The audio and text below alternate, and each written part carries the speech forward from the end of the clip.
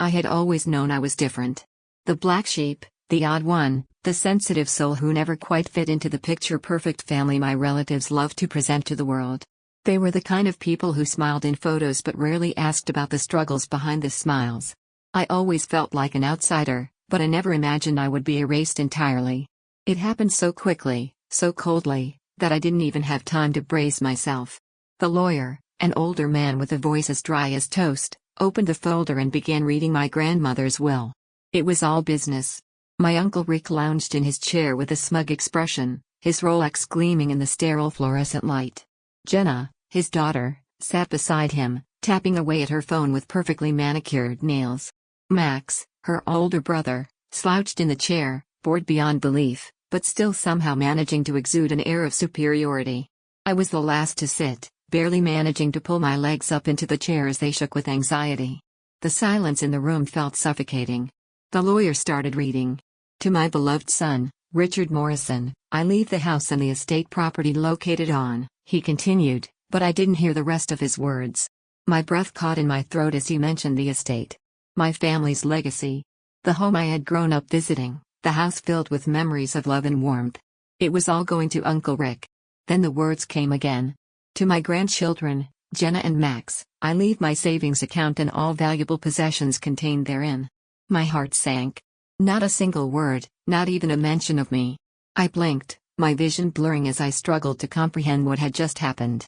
It wasn't possible. There had to be a mistake. Maybe I had missed a page. My lips parted to speak, but nothing came out.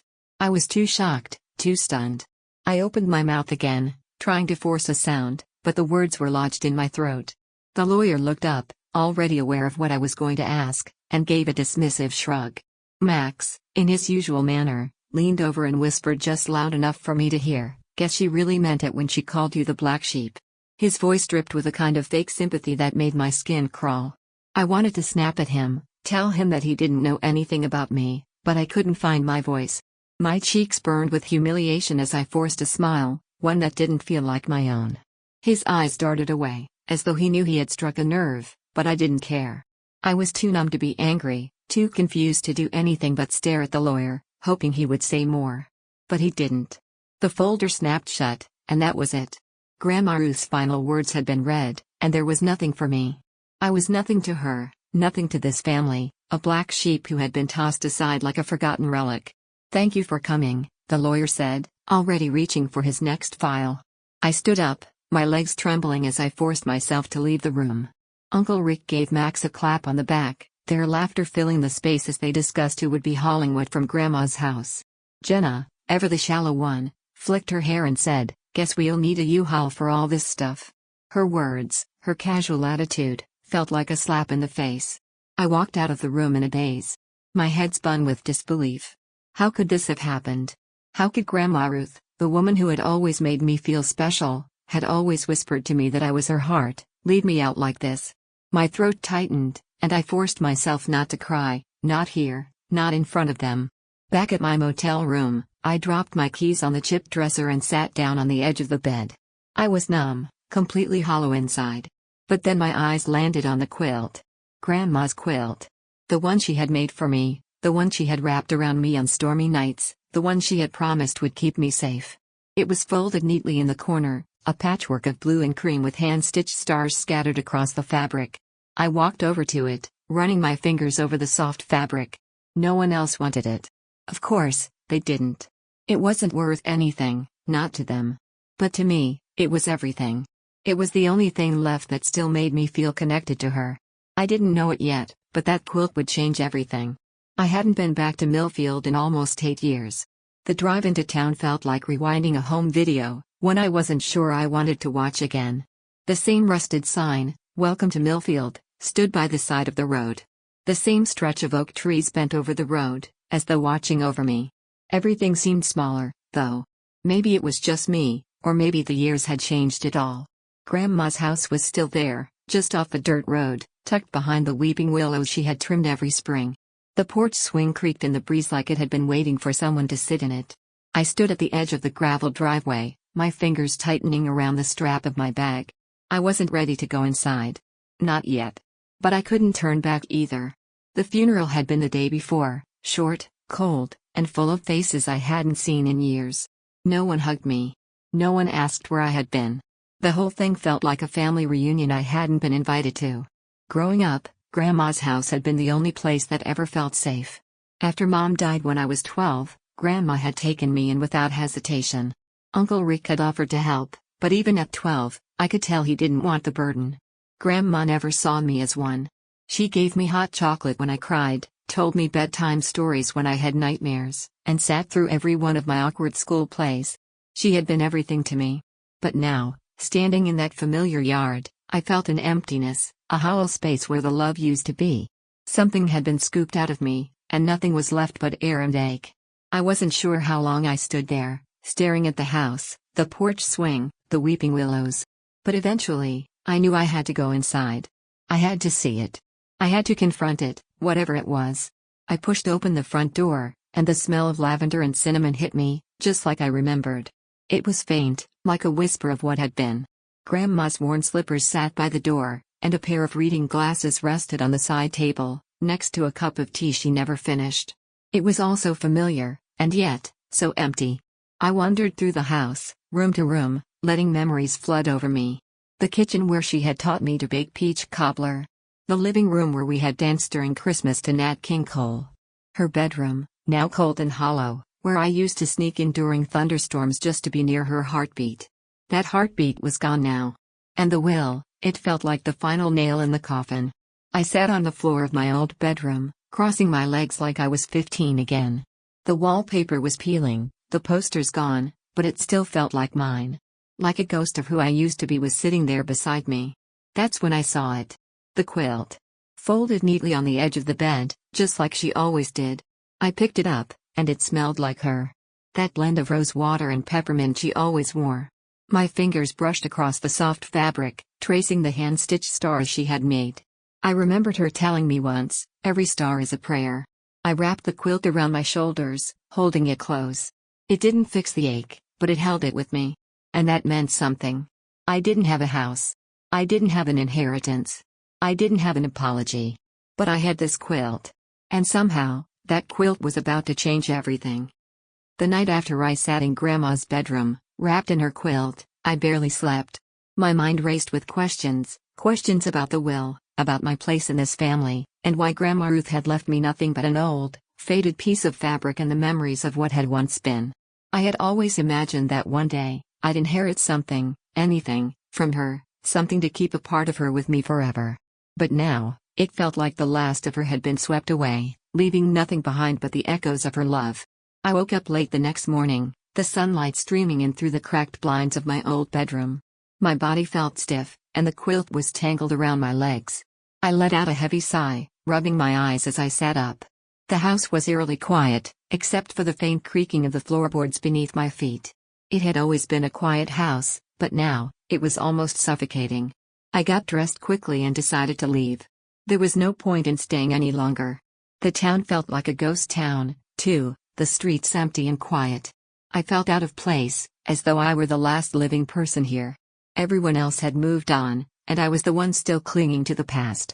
But as I was about to walk out the front door, something caught my eye. A letter, resting on the small table by the door. It was yellowed, the handwriting familiar. It was from Grandma. I picked it up, my heart beating faster. My hands shook as I unfolded the paper, the words written in her neat, elegant script. Dearest Emma, the letter began. If you're reading this, it means I've already passed on. I know that you must be hurt, and I understand why. I've kept this from you, and for that, I am sorry. But I had my reasons, and I need you to know them now. Please, sit down and read carefully. I love you, always. I sat back down on the couch, clutching the letter in my hands as though it might slip away if I wasn't careful. The room around me seemed to fade as I focused on her words. I've always known you were different, Emma. I've always known that you didn't fit in with the others. But that was never a flaw, my dear. It was your gift. Your sensitivity, your empathy, your ability to understand people in a way that no one else can, it's what makes you who you are. It's what I loved most about you. And it's why I had to make the decisions I did. I blinked, unsure of where this was going. The letter went on. You've always been the one who felt the most, the one who cared the most. But sometimes, Caring too much can be a burden. It was a burden that I couldn't pass on to you. I knew the others wouldn't understand, and I couldn't bear to see them dismiss you the way they always have. So, I made the decision to leave everything to them, in the hopes that it would shield you from their judgment. You are so much more than they ever gave you credit for, Emma. And I wanted you to have the freedom to live your life without them trying to tie you down to their expectations. My heart pounded in my chest. I read the words over again, trying to make sense of what she was saying.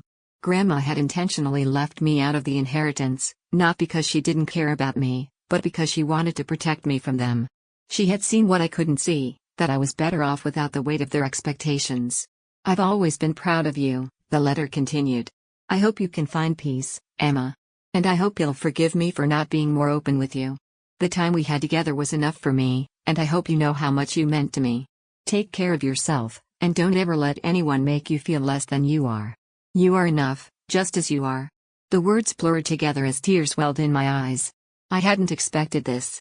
I hadn't expected a letter, let alone an explanation like this. Grandma had always been strong, always the pillar of support in my life, but now I realized just how much she had sacrificed for me, how much she had tried to shield me from the very people who had always made me feel small. I folded the letter carefully, clutch. The weight of Grandma's letter stayed with me as I walked through the empty house. I had hoped for clarity, for some sort of closure, but all it gave me was a storm of emotions. I couldn't stop thinking about her words. She had made the decision to protect me, to shield me from a family that never truly understood me. And yet, she had left me with nothing but a letter, an explanation, and the bitter truth of her final choice. I didn't know whether to feel grateful or betrayed. Grateful that she cared enough to keep me out of the will, or betrayed because she never trusted me enough to let me make my own decisions. I wanted to scream, to break something, but the house was too quiet for that. The silence felt suffocating, like it was pressing in on me from all sides. I spent the rest of the day wandering around town, aimlessly. I passed the old diner where I used to work in high school, the park where I spent countless hours reading, the library where Grandma used to take me every Saturday morning. Everything felt different now, hollow, almost. It was as if the town itself had lost its soul, and I was the only one who noticed. At the far end of the street, I saw a figure standing by the corner of the alley. It was my cousin, Rachel. She had always been close to Grandma too, but I never felt like she understood me in the same way. Rachel and I had never really been friends, too different, too much tension between us, even as children. But I couldn't avoid her now, not when she was standing there looking at me like she was waiting for something. I approached her cautiously, unsure of what to say. "Hey, Emma," she said quietly, her voice soft but steady. "I heard you were back in town." "Yeah," I replied, my voice sounding hollow. "I'm just trying to figure things out." Rachel nodded, shifting her weight from one foot to the other. "I get it. It's hard to process everything, I know. You got your inheritance, right?" I blurted out, before I could stop myself. "I bet you're happy about that. Everything Grandma left." Her eyes flickered with something that might have been guilt, or maybe sadness. "It's not what you think," she said, her tone quieter now. "I didn't want to be the one to get everything. I don't think any of us wanted that." I blinked, surprised. Rachel was usually the one who seemed to have it all figured out. The one who didn't let things bother her, the one who never seemed to get caught in the emotional mess I always found myself in. But now, standing before me, she seemed different. Fragile, even. "What do you mean?" I asked, my voice more steady now, the edge of anger fading. "I mean that Grandma knew what she was doing. She knew what she was protecting you from," Rachel said, her eyes not meeting mine. "She didn't just leave you out of the will because she didn't care. It was more complicated than that." I stared at her, trying to make sense of her words. "What do you mean complicated?" Rachel sighed, looking down at the cracked sidewalk beneath our feet. I think Grandma didn't trust any of us to keep you safe. To give you what you really needed. She always thought we were too caught up in our own lives to notice what was happening with you." A cold chill ran down my spine. "What do you mean? What's happening with me?" Rachel hesitated, as if she were afraid of saying too much. "You've always been different, Emma. You've always felt too much, cared too much. But there's something else, something deeper. You're not just a sensitive person. You're carrying something that none of us really understand." I didn't know what to say. My heart started to race. What was she talking about? What did she mean, something I was carrying?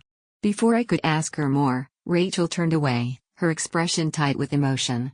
I shouldn't be the one to tell you this, she said, her voice trembling slightly.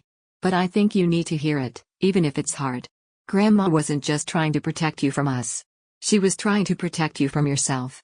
The words hit me like a punch to the gut. I didn't know how to respond. My throat tightened, and my chest felt heavy. Rachel looked back at me, her face filled with an unfamiliar sadness. Grandma didn't want you to be burdened by things that were bigger than you, Emma. She didn't want you to inherit her pain. And she didn't want you to carry the weight of all the family's secrets. Secrets? I whispered, barely able to speak. What secrets? Rachel bit her lip, her eyes filled with a mixture of guilt and regret. I can't say more. But you need to know, Emma, there's more to your family than you ever realized. There's more to Grandma than you ever knew. And I don't think she ever wanted you to find out. But I think it's time you do. With that, she turned and walked away, leaving me standing there, alone in the fading light of the afternoon. My mind was spinning, my thoughts racing faster than I could keep up. What did Rachel mean? What was this thing I was carrying? What was Grandma trying to protect me from? I couldn't stay here. Not now.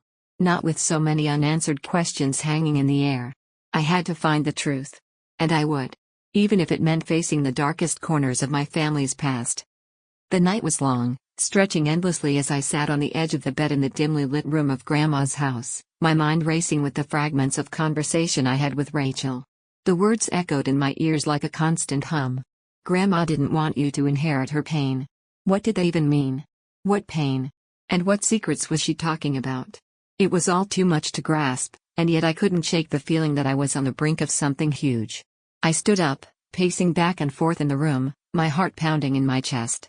The house felt colder than it ever had before, and the silence pressed down on me like a weight I couldn't escape.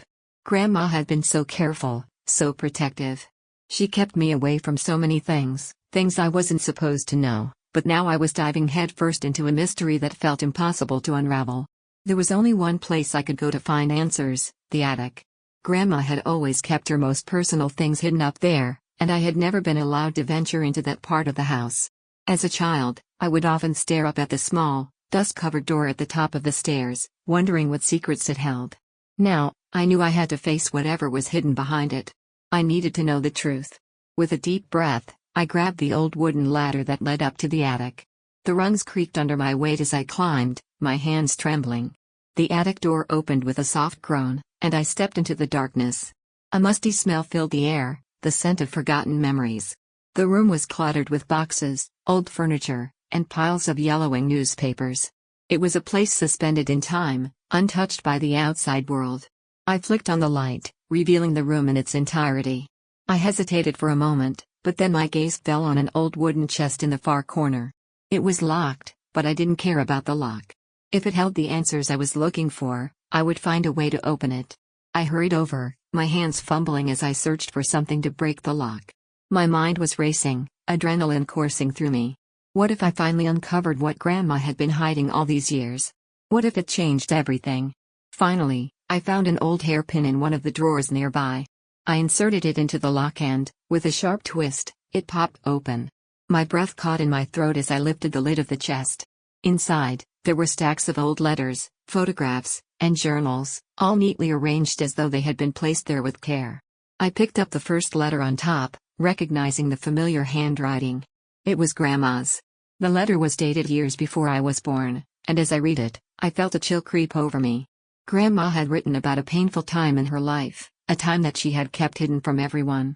It seemed that she had been in a toxic relationship with my grandfather, one that had left scars on both of them. But that wasn't all. There were references to a deep, painful secret that she had never shared with anyone, not even with her own children. I flipped through the pages, reading each letter in disbelief. The details were blurry at first, but as I pieced them together, the story began to form in my mind. Grandma had been forced to make a choice that would haunt her for the rest of her life. She had been keeping a secret, one that had to do with something much darker than I had ever imagined. The more I read, the more I realized that Rachel's words were starting to make sense. Grandma's pain wasn't just emotional, it was physical, too. She had been through a series of traumatic events that had shaped her into the woman I had known. But there was more to it. A hidden tragedy, buried deep within the folds of family history. I continued sifting through the chest, pulling out more letters, photographs, and newspaper clippings. Each one seemed to add another layer to the mystery. Finally, I came across a journal that was different from the others. It was smaller, bound in dark leather, and appeared to be much older. I opened it carefully, my fingers trembling as I scanned the first page. It was written in Grandma's handwriting, but the words were filled with an overwhelming sadness. The journal entry detailed a specific event, a tragic event that I had never heard about before. It was about a loss, something devastating that had happened to Grandma and my grandfather, a loss that no one had ever spoken of. A child had died, a child that was never mentioned, never acknowledged. I felt a lump form in my throat as I read the words on the page. Grandma had lost a child before me, a child who was supposed to be my older sibling. The grief had consumed her, and she had buried it so deep inside herself that no one had ever known. She had never shared this pain with anyone, not even with my parents. Tears welled up in my eyes as I processed the weight of the revelation. All these years, Grandma had carried the burden of that loss alone, and now it was all coming to light. The secrets she had kept from everyone, the pain she had hidden away, it all made sense now. She hadn't wanted me to inherit her pain because she knew how overwhelming it could be. She didn't want me to suffer in the same way. I sat in the attic, surrounded by the remnants of the past, the silence pressing down on me. The air felt heavy with the weight of everything I had just uncovered. I was left with more questions than answers. How had this loss shaped Grandma's relationship with the rest of the family? What had this secret done to her? But one thing was certain, I couldn't run from the truth anymore. Grandma had made her choice, and now it was my turn to decide what to do with this knowledge. I could either carry the weight of it, or I could let it go, understanding that the past would never truly leave me, but I had the power to shape my own future. I took a deep breath and closed the journal, placing it gently back in the chest. It was time to face the rest of my family. They needed to know the truth too. The air in Grandma's house felt heavier than ever. I hadn't left the attic for hours, sitting in silence, absorbing the full weight of everything I had uncovered. The letters, the journal, the photographs, they all painted a picture of a family I barely recognized, one full of unspoken pain and loss. Grandma had hidden so much, not just from the world, but from me, the one person she had always been closest to. I took a deep breath and stood up, closing the chest and locking it away in my mind for now. I had to face the rest of my family. They had no idea what I had just discovered, but they would need to know. It wasn't just for me, it was for them, too. The truth had to come to light, no matter how painful it was. The weight of Grandma's silence had shaped all of us, but now it was time to break the chain. I walked down the attic stairs, each step echoing in the quiet house. The moment I reached the bottom, I found my mother sitting in the living room, her expression unreadable. She had been waiting for me, I could tell. Her eyes searched mine, looking for any hint of what I had found. My heart pounded in my chest as I took a seat across from her. "Did you find what you were looking for?" she asked softly, her voice tinged with worry. I nodded, still trying to gather my thoughts. "I did. I found out a lot more than I expected." "What do you mean?" She leaned forward, her face a mix of concern and curiosity. I hesitated, unsure of where to begin. How could I explain this to her without shattering everything we had known? But I knew there was no easy way out. "Mom. Grandma had a child before me. A son. He died when they were young. They never talked about it. She never talked about it. She kept it all hidden, even from you." Her eyes widened in shock, and I could see the years of unspoken pain flicker behind them. She had always been close to her mother, but how could she have known something so crucial? It was clear that this revelation was as much of a shock to her as it had been to me. "A son? I didn't know. I don't understand." I took a deep breath, trying to keep my emotions in check. Neither did I, but I found Grandma's letters, her journal. She was devastated when he died. It broke her. And for all these years, she kept it to herself, carrying the weight of that loss alone. Tears welled up in my mother's eyes as the truth sank in. It was clear that my grandmother's grief had been a silent shadow over their family, something neither of them could ever truly heal from. But now, after all these years, the truth had finally come to light. And it had to be shared. "I think Grandma didn't want us to feel the same pain," I continued. "She didn't want us to carry the burden of that loss. But keeping it hidden only made it worse. We were all living in the shadow of a secret we didn't even know existed." My mother was quiet for a long moment, her hands trembling as she processed the words. Finally, she spoke, her voice barely above a whisper. "Why didn't she tell me? Why didn't she tell any of us?" I think she was afraid. Afraid that if she spoke about it, it would make it real again. Maybe she thought if we didn't know, we wouldn't have to feel her pain. But by keeping it inside, she just bottled everything up, and none of us ever had a chance to truly understand her. We all suffered in silence. The room fell into a heavy silence, the weight of our shared history hanging between us. It wasn't just Grandma's secret anymore. It was ours now, too. My mother looked at me, her expression one of deep sadness and regret. "I always thought we were closer than this. I never knew how much she was hurting." Her voice cracked. Maybe I could have helped. I reached out, placing my hand over hers. "You couldn't have known, Mom.